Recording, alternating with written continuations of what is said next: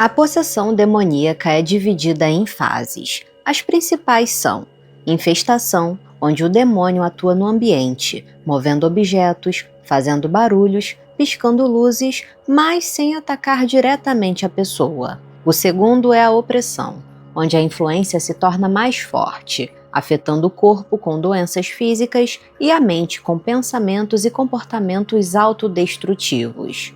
Por fim, o terceiro e pior estágio, a possessão, onde o demônio tem total controle do corpo da pessoa, podendo até mesmo se manifestar.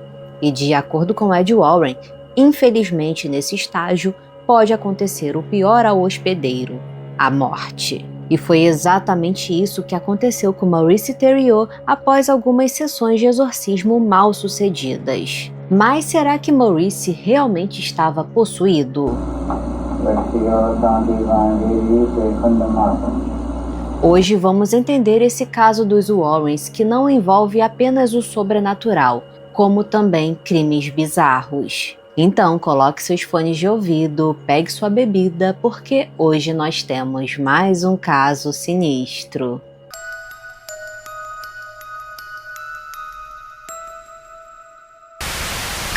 Antes de começar, eu preciso esclarecer que alguns detalhes desse caso variam de acordo com a fonte de pesquisa. Então eu vou me ater aos fatos que mais fizeram sentido para mim. Maurice Theriault nasceu em 26 de março de 1935 em Durham, no Maine, uma pequena cidade sob forte influência religiosa, típica cidade de interior. Maurice vinha de uma família bem grande. Ele era o mais velho de 15 irmãos. Sua infância foi nada menos que miserável. Seu pai, um homem chamado Maxine, era um homem abusivo, negligente e cruel. Maxine agredia os filhos e a esposa, principalmente Maurice por ser o mais velho. Ele era tratado como um escravo e, quando completou 15 anos, seu pai o retirou da escola para que ele se dedicasse exclusivamente aos trabalhos na fazenda. Maurice foi obrigado a trabalhar desde os 5 anos de idade e ele tinha que trabalhar do nascer do sol de manhãzinha bem cedo até o pôr do sol.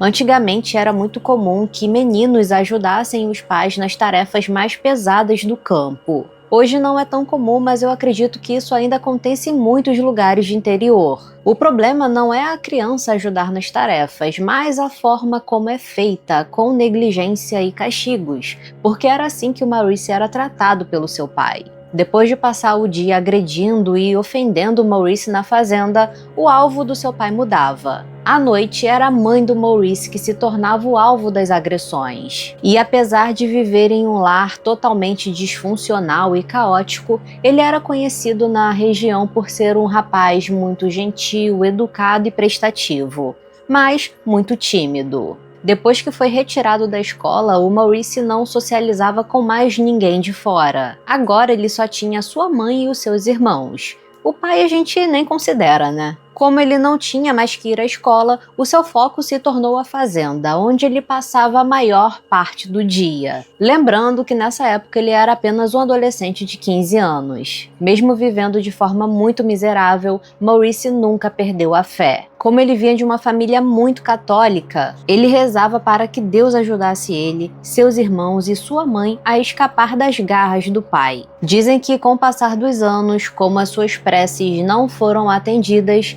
ele então resolveu pedir ajuda ao diabo. É dito que em algum momento da sua vida ele foi apresentado às práticas de magia negra, mas ninguém sabe dizer quem foi esse mentor, digamos assim. E depois que ele começou a fazer os rituais e um suposto pacto com o diabo, coisas bizarras começaram a acontecer com Maurice, das quais ele jamais se livraria.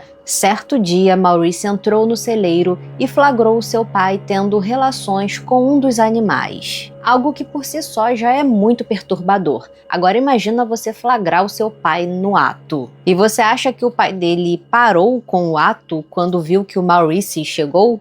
Negativo. Ele obrigou Maurice a fazer o mesmo, mas não fica claro nas fontes se o Maurice também realizou o ato ou se o pai o obrigou a apenas assistir ou, sei lá, forçou ele de alguma forma a tentar fazer alguma coisa. Eu acredito que ele não tenha conseguido fazer nada, mesmo que forçado pelo pai, por conta da situação, né? Porque é uma situação nojenta, traumatizante, e ele, como homem, ele precisaria estar excitado, digamos assim, né? Para poder fazer o ato. Então, eu acredito que ele talvez não tenha conseguido, né? Se isso tudo foi verdade, né? Mas, enfim. Esse trauma assombrava o Maurice, e ele recorria tanto a Deus quanto ao diabo para tentar se livrar daquilo, de toda aquela situação, para que alguma entidade o ajudasse de alguma forma. Quando completou a maioridade, ele tentou se alistar no exército, mas seu pai não permitiu que ele fosse embora da fazenda. Então ele decidiu fugir de casa. Durante quase 20 anos da sua vida, Maurice ia de um lugar para outro, sobrevivendo de trabalhos temporários. Finalmente ele conseguiu se estabelecer em Massachusetts, onde se casou e foi morar em uma fazenda. Ele tentava levar uma vida normal.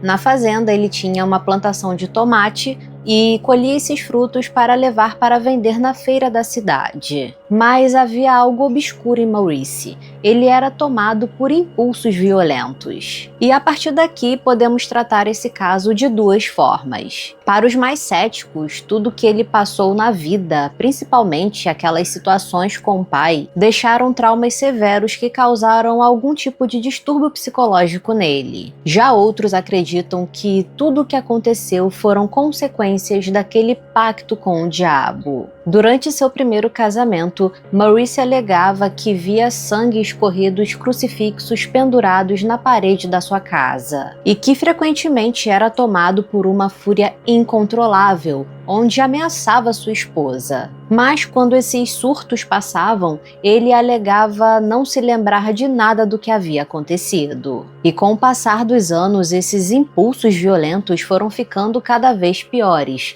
e Maurice até então não buscava tratamento psicológico ou nenhum tipo de ajuda. E é compreensível porque até os dias de hoje existe um tabu muito grande quando falamos de buscar ajuda psiquiátrica, principalmente em relação aos homens. A grande maioria é bem relutante quando se trata dessa questão. Em 1976, Maurice foi acusado de violentar uma menor e sentenciado a apenas 5 anos em liberdade condicional. E o motivo dele ter pego uma pena tão branda é desconhecido. Bom, a gente está falando dos anos 70, né? Então só o fato dele ser um homem branco e com uma boa reputação era algo muito favorável para ele. Depois desse acontecimento, sua primeira esposa pediu o divórcio. E durante o período de condicional, ele se manteve longe de problemas. O que é curioso, porque se ele não podia controlar tais impulsos violentos, como ele conseguiu se manter na linha nesses 5 anos? Curioso, né? Em 1981, Maxine, pai de Maurice, matou sua mãe e em seguida tirou a própria vida com uma espingarda. Ele não se sentiu mal pela morte do pai, foi até um alívio para ele. Mas era imperdoável que ele tivesse matado sua mãe, e foi algo que o marcou pelo resto da vida. Maurice tentou seguir em frente e passou anos sofrendo pela morte da mãe. Até que em 1984 ele se casou pela segunda vez com uma mulher chamada Nancy e tiveram 7 filhos. Mas esses filhos eram de relacionamentos anteriores. Nancy e Maurice não tiveram filhos juntos. Eu não encontrei nenhum lugar falando quantos filhos eram da Nancy, quantos filhos eram do Maurice, e se tinha algum filho dele ou se eram todos da Nancy. Enfim, não encontrei essa informação em nenhum lugar. O casal se mudou para uma nova fazenda em Massachusetts, e na região Maurice ganhou o apelido de French, já que ele falava francês fluente porque seus pais eram franco-canadenses. Apesar das acusações de estupro, ele ainda era considerado um homem gentil. Mas em 1985, problemas mais sérios começaram a surgir. Cerca de um ano após se casar com Nancy, incêndios começavam do nada na fazenda.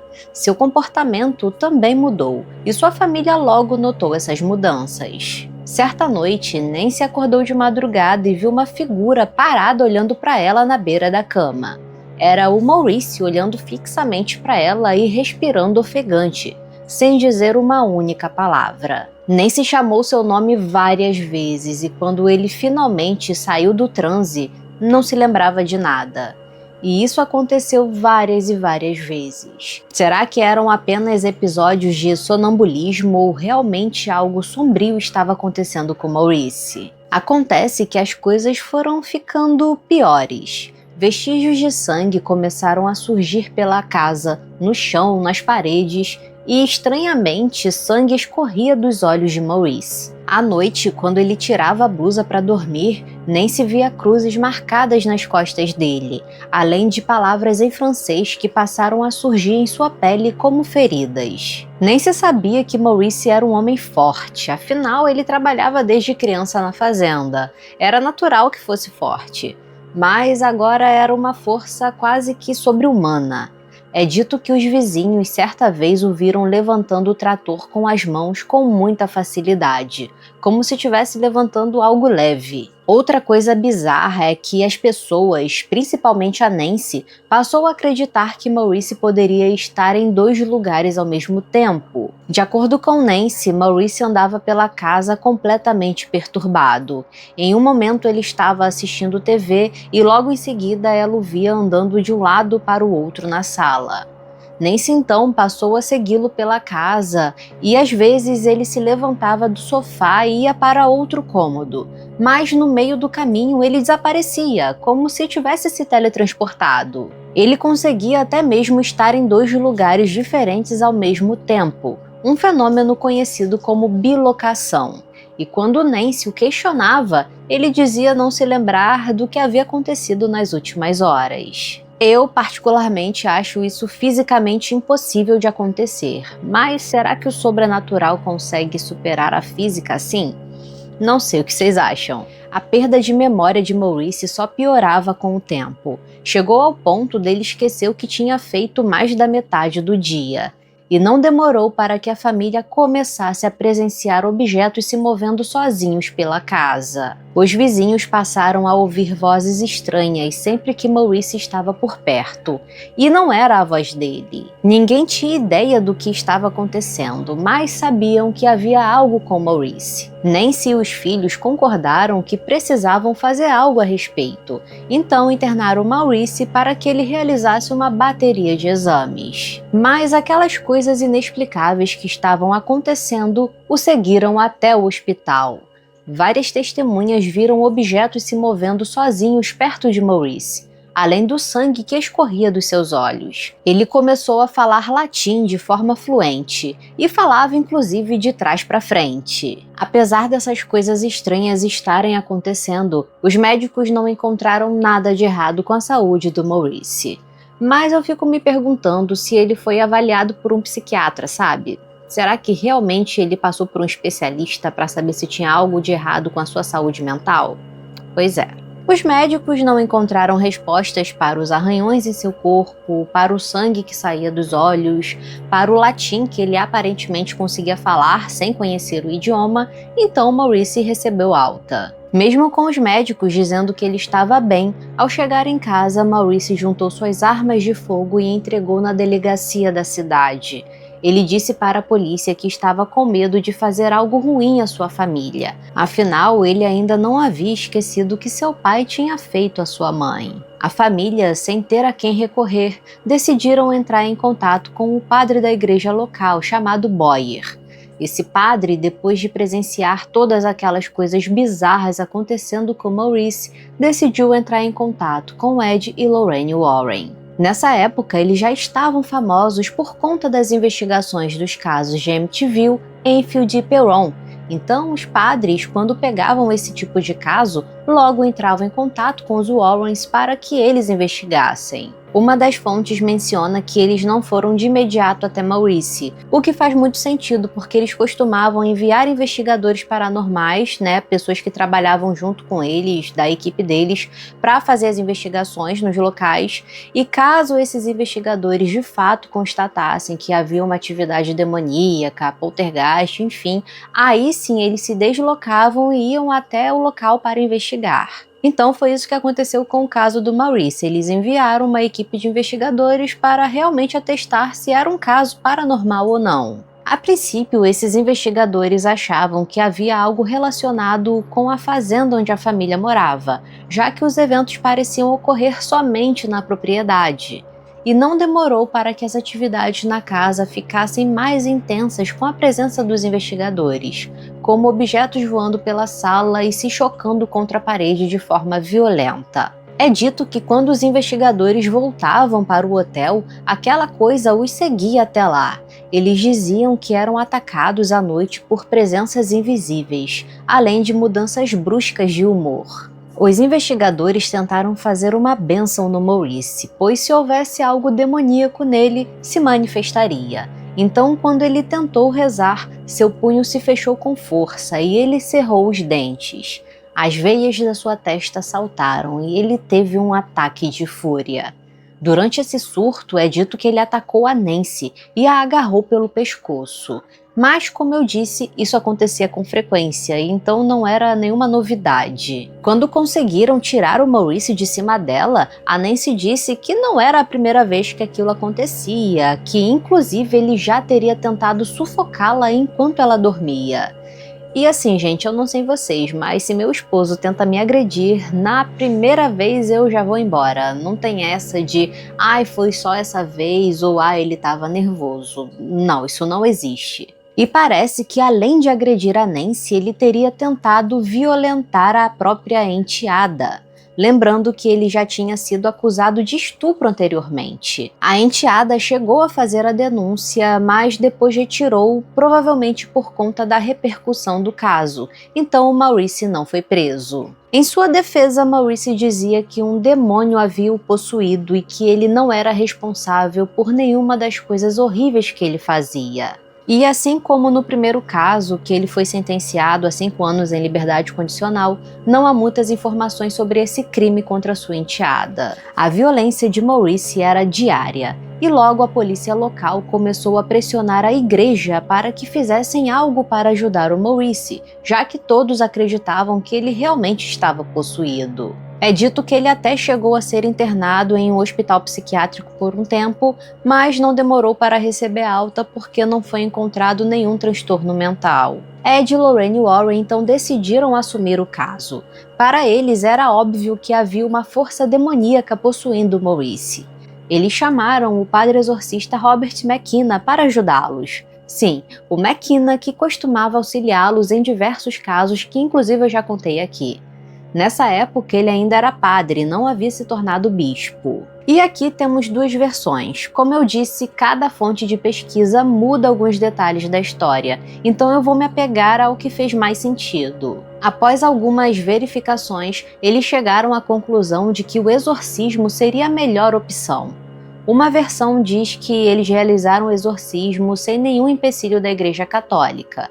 Mas existe uma outra versão que diz o contrário. Em 1983 ocorreu uma atualização no Código de Direito Canônico da Igreja Católica. Esse código são tipo as leis do Vaticano, sabe? E nessa atualização, no Cânon 1172, o Papa João Paulo II inseriu a exigência de uma autorização expressa e por escrito do bispo local, para que somente padres exorcistas pudessem realizar rituais de exorcismo. Inclusive, a título de curiosidade, o caso de exorcismo da Annelise Mitchell nos anos 70 teve um impacto significativo na forma como a Igreja Católica abordou os rituais de exorcismo posteriormente. No caso de Maurice, de acordo com essa versão, a Igreja não autorizou o exorcismo. Porém, os Warrens e o padre McKenna decidiram seguir com o ritual mesmo assim. Claro que em segredo. Mas eu acho estranho é que se realmente eles tivessem feito o exorcismo às escondidas, haveria algum tipo de consequência para o padre McKenna, já que o caso ficou bem famoso na época. Enfim, vamos continuar. O ritual foi gravado e nele é possível ver Maurice sentado em uma cadeira, usando uma blusa branca. Quando as orações se intensificam, Maurice começa a se sentir bastante desconfortável, e no lado esquerdo do seu rosto começam a surgir algo semelhantes a bolhas. Alguns ferimentos começaram a surgir em sua pele de forma misteriosa, além de uma enorme ferida no lado esquerdo da sua testa. A expressão do seu rosto mudou drasticamente, e o sangue começou a acumular em seus olhos. Suas pupilas ficaram em formato como se fossem olhos de uma serpente. O padre ordenou que o demônio se identificasse. Então Maurice olhou para ele e disse: "Eu sou o que sou, e vocês dizem que eu tenho orgulho. Sou a Legião do Mal. Estou aqui para corromper a humanidade." O ritual continuou. Além dos Warrens e do padre, haviam outras pessoas presentes. De repente, Maurice desabou da cadeira e caiu no chão. Enquanto as pessoas tentavam levantá-lo, as testemunhas notaram que os ferimentos em seu rosto começaram a cicatrizar, e a sensação era de que aquela energia ruim havia ido embora. Maurice então voltou a si e chamou por Nancy. Para os Warrens e para o padre McKenna, o exorcismo aparentemente tinha dado certo, e Maurice estava livre do espírito demoníaco, pelo menos por enquanto.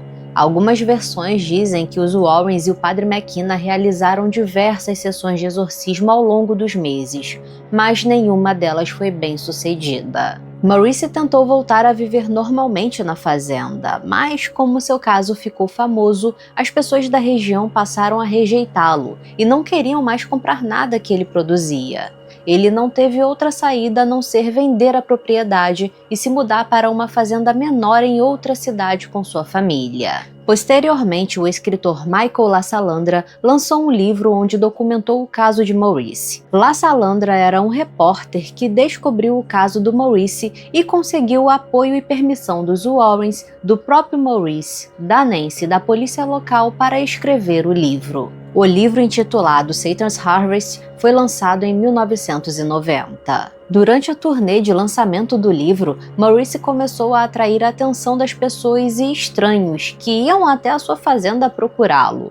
Até mesmo pessoas que se intitulavam adoradores do diabo iam atrás dele. Em 1992, Maurice voltou a ficar estranho.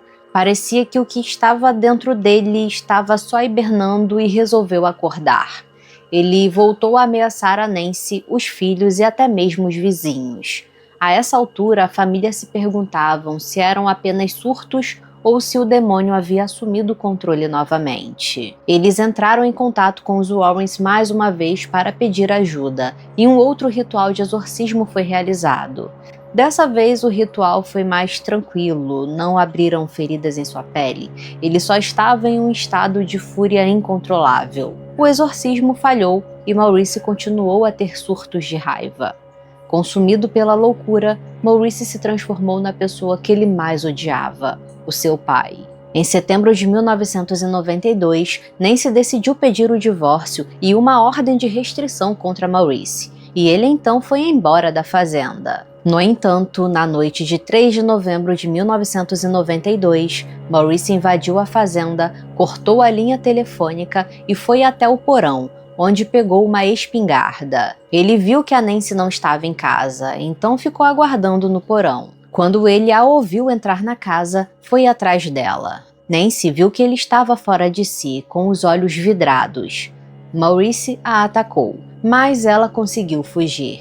Pela janela, Maurice então apontou a arma para Nancy e disparou, acertando seu braço e torso esquerdo. Ela ainda estava viva quando Maurice foi até ela e a arrastou de volta para casa.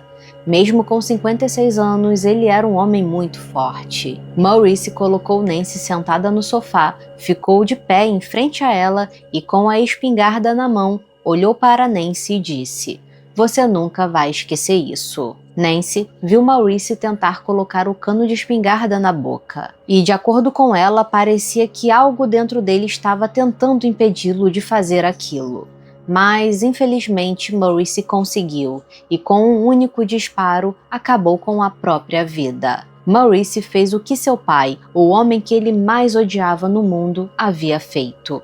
Mas, diferente da sua mãe, por um milagre, Nancy conseguiu sobreviver, e ele partiu sozinho. Após a morte de Maurice, uma de suas irmãs, chamada Dana, foi a público dizer que o caso de possessão era uma farsa. Ela disse que Maurice fingia muito bem e que ele nunca falou latim. Ela disse que ele falava um dialeto em francês que soava como latim. Dana também disse que tinha presenciado Maurice riscar cruzes na própria pele e colocar gotas de sangue falso nos olhos. Mas essa irmã só resolveu aparecer após a morte do Maurice, então nada do que ela falou foi levado a sério. Céticos que analisaram o caso afirmaram que a possessão de Maurice foi uma farsa, que na verdade o exorcismo não foi real, que tudo foi forjado. Estamos falando dos anos 80, então a gravação não tem uma resolução boa pra gente dizer com certeza que realmente é falso.